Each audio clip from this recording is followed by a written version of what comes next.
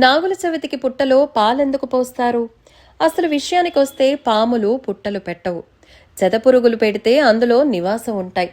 పామంటే అందరికీ భయమే. కనిపిస్తే కాటు వెయ్యకుండానే మరణించేంత భయం.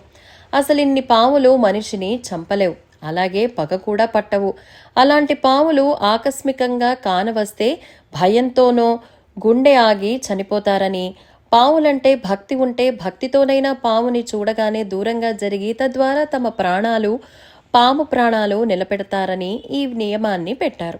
పుట్టలో పాలు పోస్తే పాములు పాలు త్రాగవు. పాములు అసలు పాలే త్రాగవు.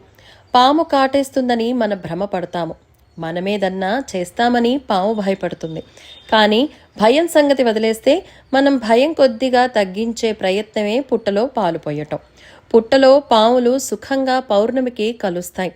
ఆ సమయంలో వాటి రజస్సు పుట్టలో పడి ఇంకిపోయే అవకాశం ఉంది. మనం పోసే పాలు ఆ మట్టి మీద పడి సూర్యుని కిరణాలు తగిలి రజస్సు గాలిలో కలుస్తుంది. ఆ రజస్సు గాలి అత్యంత శుభం కూడా.